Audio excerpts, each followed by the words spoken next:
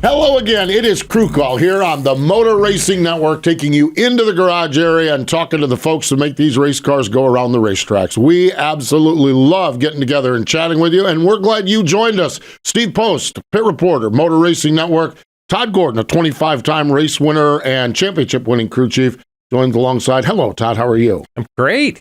Fantastic. What a great show we saw. My gosh, I am telling you, the vibe, the energy, the atmosphere, even after the rain. I mean, we talked about this, the MRN crew on breaks and riding to the airport and stuff like that. If that day is 72 and sunny, we might still be in Chicago. I mean, it's just, there was so many people there in the monsoon. I can't imagine. What a vibe, what an event. Huge sports town. Huge sports town. And Todd, there were people all over the place. You'd walk down the street and you'd see phones over fences, whether they were in spectating areas or whether they were just the general public and fences. I looked one time at the backstretch and I knew the spotters were over there on one building. And I looked and I saw this whole row of people and I'm like, well, no, wait a minute, the spotters are over there. There were rooftop parties. There were folks on top of the bus stop shelters to look over the fence to get in. Well played. It was bonkers. It was great. So from an event standpoint, I mean, holy cow, what a great time and what a great vibe. Chicago, there's a small group of the public that has a lot bad to say about cities like Chicago. And yes, there are problems in Chicago. There are problems in Charlotte. There's problems in Concord, North Carolina. Okay? That city could not have been nicer and more open to our industry. I mean, red carpet treatment across the board. And so really good. So that's my take on the event as far as that goes. You're the crew chief. You're the race guy. What was your take on the race? I think we got all of it, right? Yeah. We got a wet weather start. We got a delay. You know, unfortunate for the weekend. They've got twice the amount of rain that they should have gotten in July in like 24 hours. But, a great, from what I watched, because I wasn't there, what a great show. What a great show all the way through from Saturday and practice and qualifying. Xfinity practice starts in the wet, goes to dry. We had Cup practice. This place forces you to be technically perfect. Yeah. And Shane van Gisbergen. Right. Nicely done. Yeah, you got it.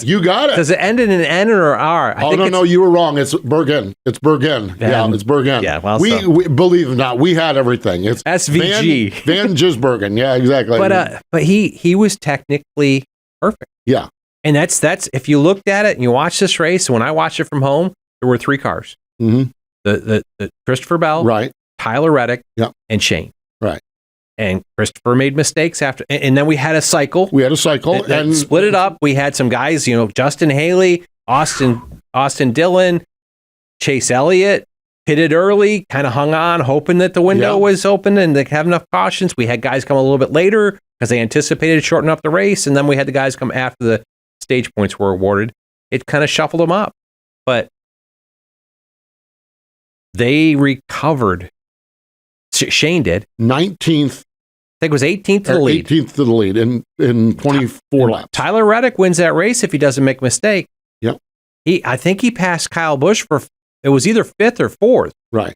Coming forward. He was of the three cars, but he overdrove. He made a mistake. Christopher Bell, same thing. He was overdriving, made a mistake. Yeah. Shane didn't. And this course penalized you for making a mistake. Yeah. The three drivers that were in that, the three normal Cup drivers that were in that category were Christopher Bell, Tyler Reddick, and Kyle Larson. Larson finished third. Larson said, and we had that strategy where the call was made to put them in the middle of the pack. Larson said, I'm not sure there's a scenario where I beat Shane. That's it. I mean, I think that he did a better job than we did. Shane passed him on the race course. Yeah. After the last stop. Right.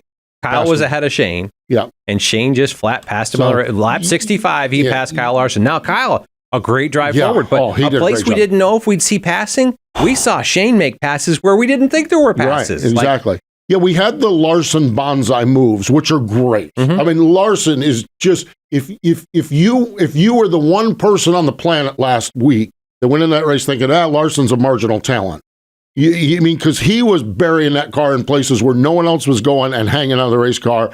And then it was like Shane said, okay, Kyle, hold my beer. Because I'm going to, and it's just amazing. It really was. It was. And in retrospect, afterwards, I got to appreciate more of it because when we got to the middle of the race, when we got to around lap 30, right. It looked like Martin Truex was coming forward. Yeah.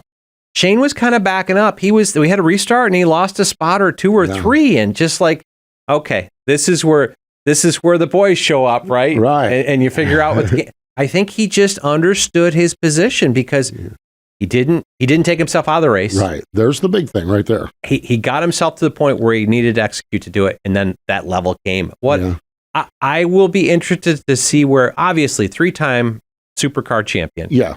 And in the hunt again this year, it'll be interesting to see where this goes and where his racing future goes. It does speak for how similar the racing product is of the supercar series, because they're full-bodied, full-contact cars. Yeah, they're not. It's not like he came out of IndyCar where you can't rub wheels. Yeah. He came from a series that races pretty hard over there, and it'd be fun to watch what happens. You're Darian Grubb. You've had a tremendous career. You don't necessarily. Todd Gordon doesn't want to be on the pit box 38 weeks a year. Right. I sense Darian's in that same category.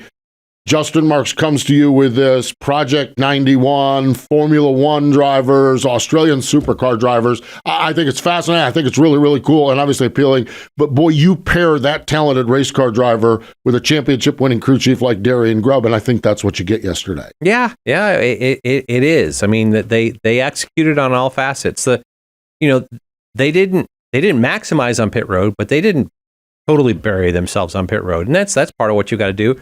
And call the race actually fairly conservative. I think if I'm Darian, you're not racing points. I might have come at 41 or 2 and made it easier on him. But, we got to see a heck of a show by doing it that way. Yeah, no doubt. Good stuff, that's for sure. I do, one of the things I love about road courses is, in these type of races, is when your day or weekend goes bad, it may or may not be over. When you look at Justin Haley, Trent Owens, Chase Elliott, and Alan Gustafson, wadded up cars, starting at the back of the field.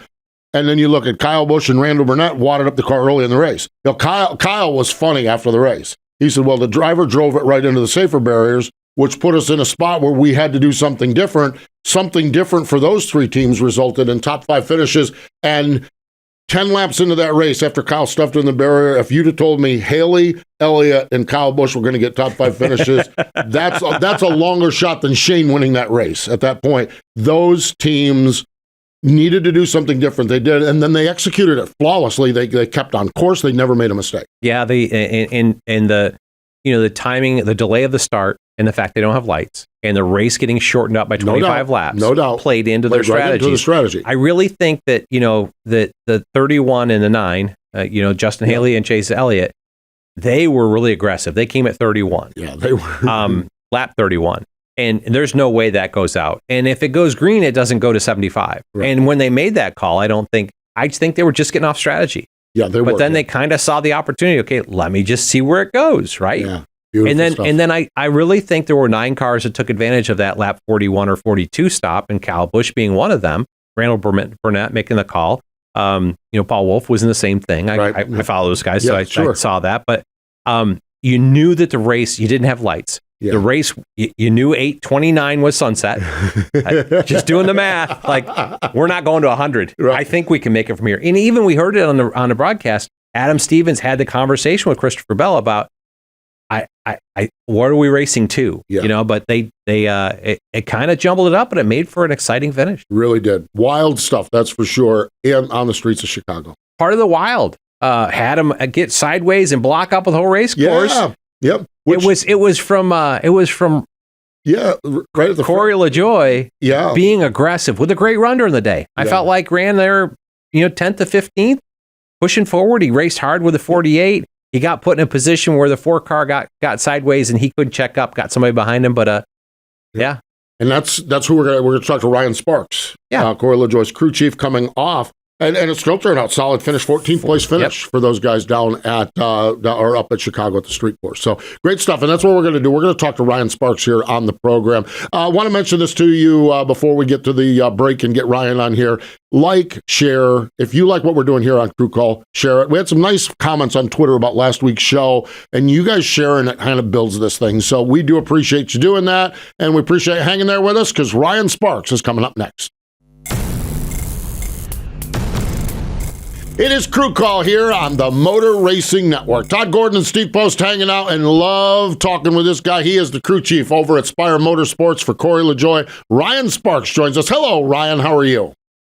Good morning. Happy Monday. Yeah, no doubt about that. Yeah, happy Monday on a late Sunday night, that's for sure. Ryan, the late Sunday night, I think we'll dissect the race a little bit, but the challenges of the event, the ups, the goods, the bads, the Chicago street course, just what is your take from kind of a big picture getting things done up at Chicago this past weekend?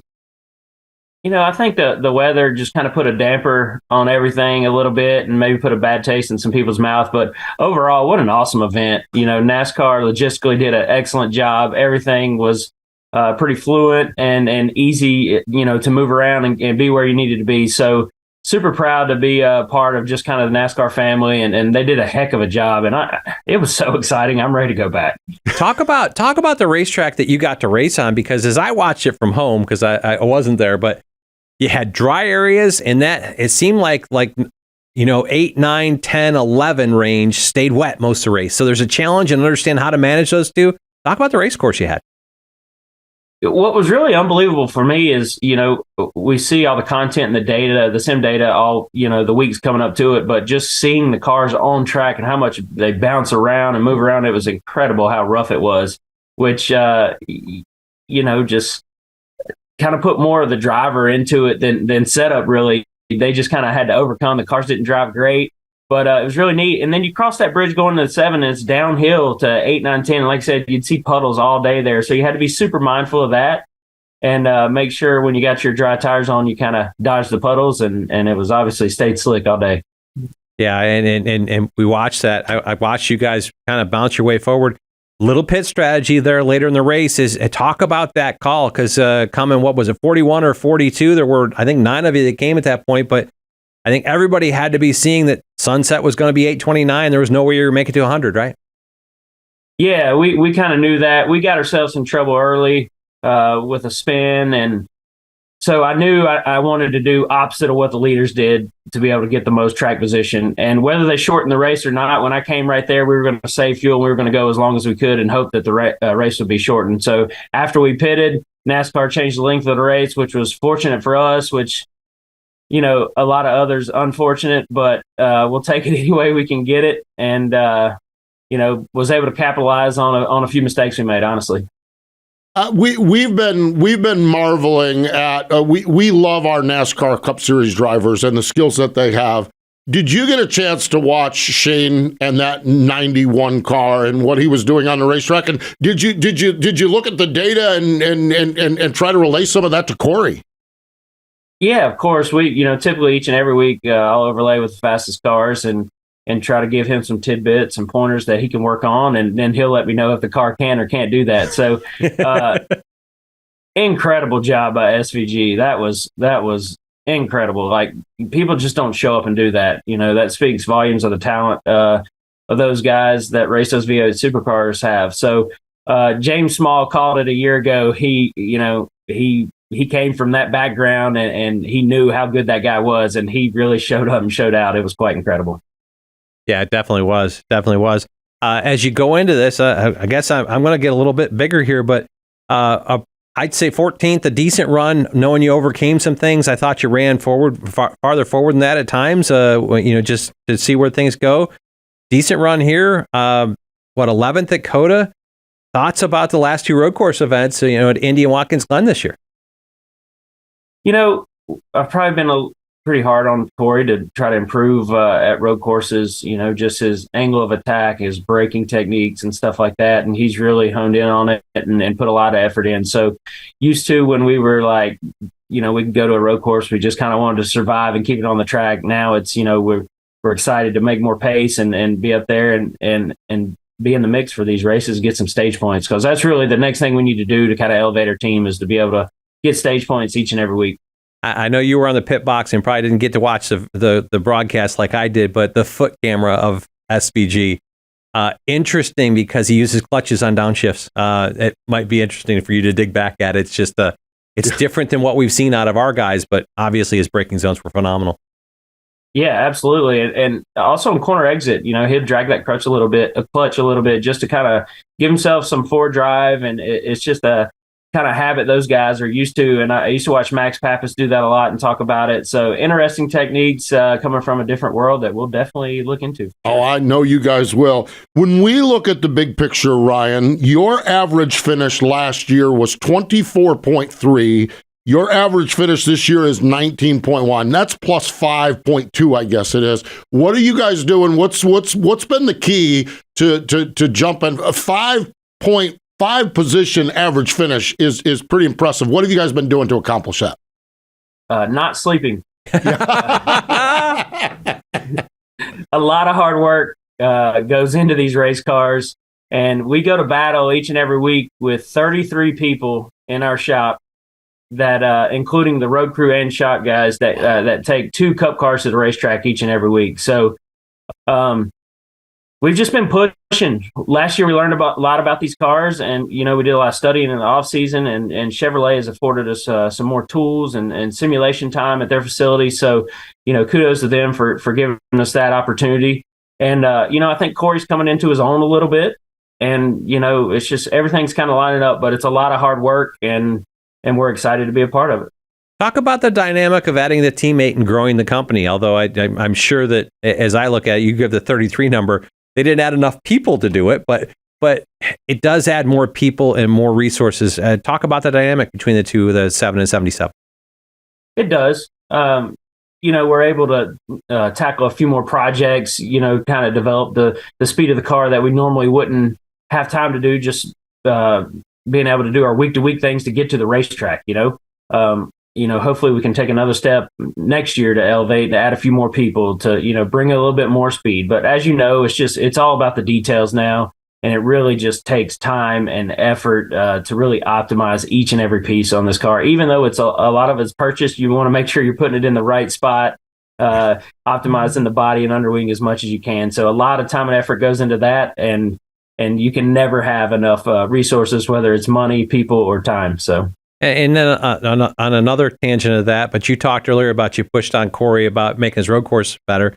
Talk about that relationship and you and Corey's chemistry and pushing this program forward. I think this is our 4th year together, so we've grown comfortable with each other, and we try to keep it brutally honest. I think you have to be able to tell him when he's off, what he's doing wrong, and he has to be willing to accept that. And when the car is not performing, or when I think a setup should work or a strategy should work and it doesn't, and he calls me out on it, I have to be okay with that too. And the main thing is going at each other. You need to understand this for the greater good. We want to improve performance, and that's what it takes. So that's kind of what we harp on, and it's okay to be wrong. But we're going to do it together and just keep moving the needle forward. Well, I know one of the races that you have got to have on your calendar circled is this coming weekend at Atlanta. You guys have a couple of top 5 finishes there. How critical is this race, and how do you prepare for a race where expectations are so high? Yeah, these races where you go in thinking you really have a shot, that's typically when something goes wrong or out of the ordinary. So we'll treat it business as usual, prepare as best we can, and I'll be super aggressive on strategy and fuel and things like that. And we'll only spend the amount of time on pit road as we need fuel, pretty much. So Corey has found his little niche at Atlanta and seems to always make his way to the front. So I just want to be able to give him another opportunity to shine, and hopefully, we can pull off that first win. How do you anticipate the Atlanta race going? It's starting. It's on its second year of asphalt. We know that place aged prior pretty quickly. How do you see that going? And also, what do you do about? Is this a 6:30 start? So you're going to start in the sunlight, go into night. How do you set your cars up around that?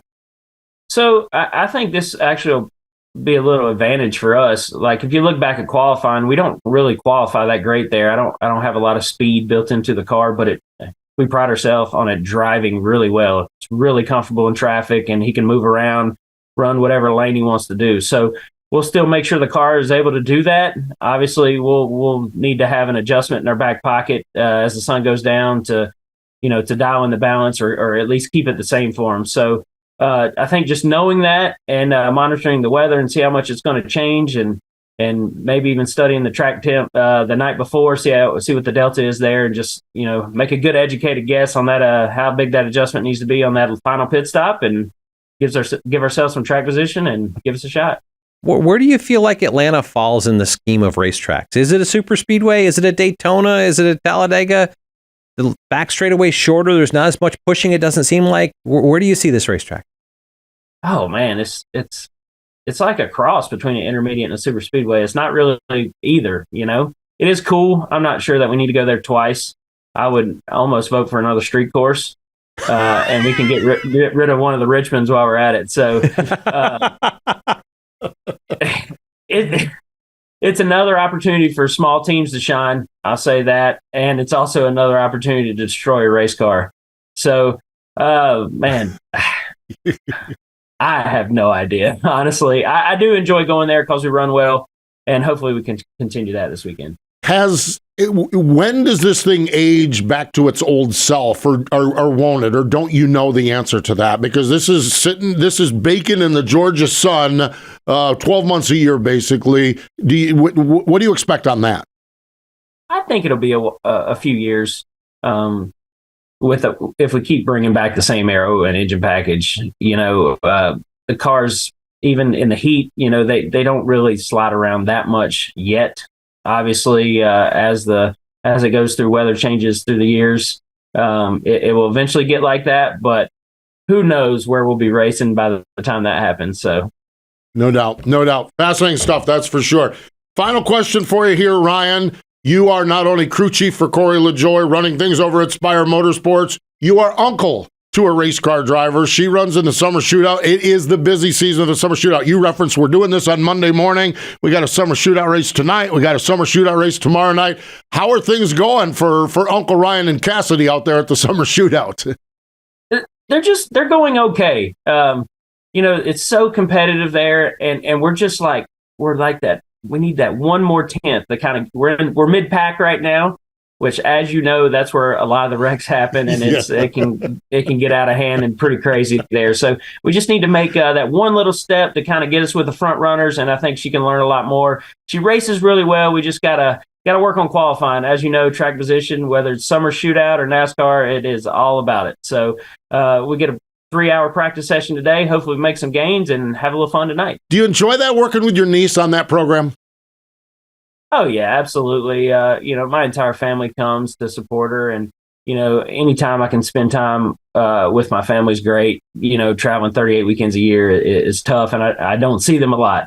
So we have a lot of fun at it, and fortunately, we get to do this together. Unfortunate for my wallet that she wants to go racing. So, but like I said, I wouldn't trade for anything. Yeah, no doubt about it. I'm telling you, the middle of the pack at the summer shootout is like when someone gets sideways in the middle of the street course. I'm telling you, it is chaos, no doubt about it. Really is. Ryan, we do appreciate the time. We wish you the best, not only at Atlanta, really, the rest of the season, because the games you guys are making are really fun to watch for sure. But thanks for joining us here this time on Crew Call.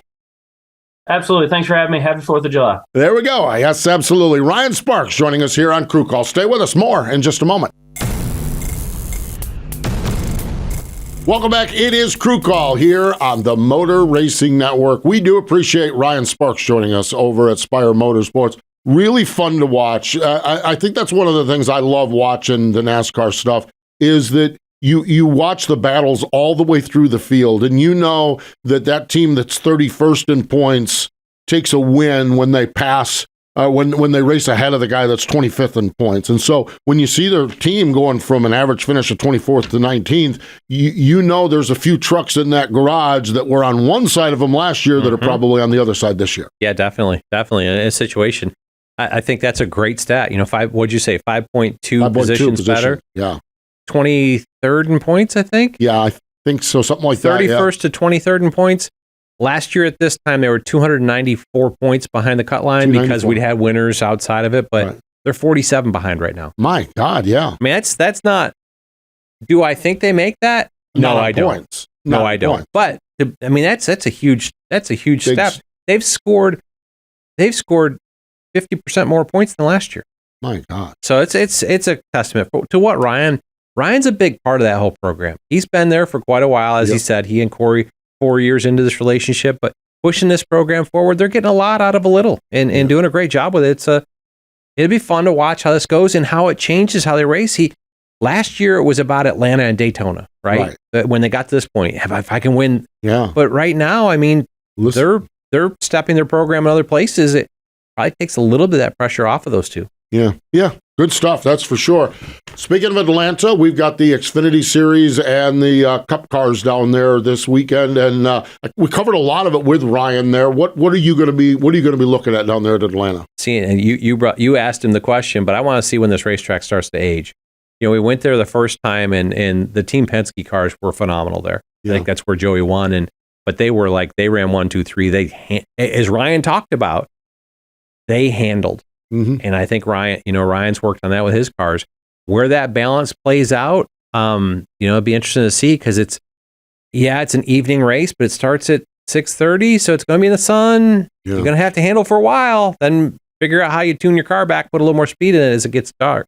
But it's going to be a fun race to watch. Really is. Atlanta does put on a show. It always does. So, going to be fun. Our friends at the Performance Racing Network will have all of the action at Atlanta this weekend, Xfinity Series and the Cup Series.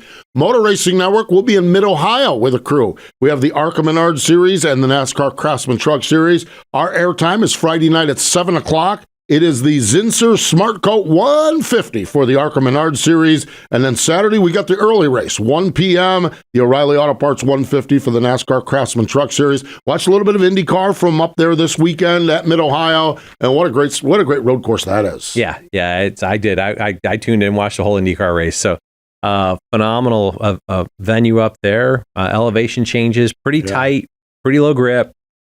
It'll be exciting to watch the trucks around there. Certainly will. So great stuff, that's for sure. Motor Racing Network, we have programming all week long. NASCAR Live, Mike Bagley, our traditional show on Tuesday night. And if you can't get enough NASCAR Live Wide Open is that plus more. The podcast version comes out on Thursday. NASCAR Coast to Coast with Kyle Rickey and Chris Wilner talking about the roots of racing, and there is so much good right now going on in the roots, the NASCAR roots of racing. A big race this past weekend at South Boston. Wing Nation, we talk sprint cars, and of course right here, Crew Call. And again, mention this at the top of the show.